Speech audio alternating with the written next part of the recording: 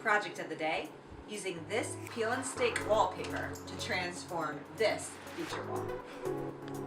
So just like any traditional wallpaper, you want to decide which way your pattern is going to go. The difference is this literally peels off like a sticker. So you're going to attach your sticky portion to the top of your wall, and then you're going to use your smoothing device as you go, just peeling and smoothing. Supplies. The great part about this project is it hardly required any materials. We did purchase this McKillop herringbone peel and stick wallpaper from Wayfair. It came super fast, and I do recommend, if you're doing a full wall, to get the 8-foot length height so you don't have seams. We made that mistake trying to save a little money, and we realized that we should have just gone ahead and purchased the 8-foot length. So if you do purchase online, just make sure you're getting your height requirements correct. In addition to that, we had this scraper you're going to see in the video left over from a Bondo wood rot project we had already done, but we realized that we really should have gone ahead and made the investment to get the proper tools. So we went back and ordered this little kit from Wayfair because we needed this handy dandy little tool to slice off any excess because our walls were completely not straight. The final tip I have for you is they do not recommend putting this kind of peel and stick wallpaper on freshly painted walls. So we left the back wall purple and installed this directly over the top, and it covered really well. And then once it was installed, we painted the side walls a Sherwin-Williams reserved white, and it worked out great. Okay, so we have attached the wallpaper to the top. I did it incorrectly the first time, so I can attest that you can peel it off and try again, which is wonderful.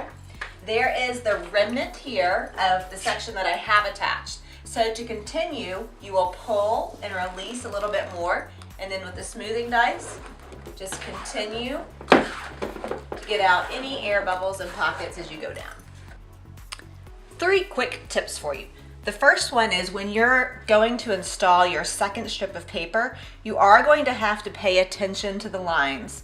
And then you will go ahead, and once you have your pattern the correct direction, you want to slide them as close together as possible, making sure that your patterns match. And then I literally took my thumb and put a little bit of pressure to slide them as much as possible, and the seams virtually disappeared.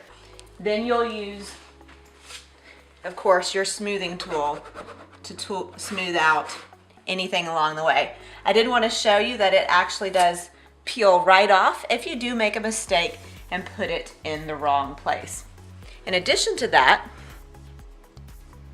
I wanted to demonstrate how to take this crazy edge along a wall or along an edge and smooth it out.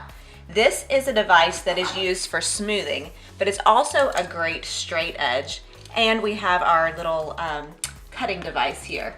So what I did is actually line this up and put pressure, and then place this directly on this, sliding it all the way down as I went. The great news is when I was done, I was able to have a very straight line using these handy dandy tools. And there you have it, our final peel and stick 1-hour project transformation. I did love this project. I do highly recommend it. If you enjoyed this video, please subscribe. We are releasing 5 more videos in the coming week with the rest of this room transformation. The next one being transforming this old purple and green corkboard into something that will go great in this space. So stay tuned and join us there.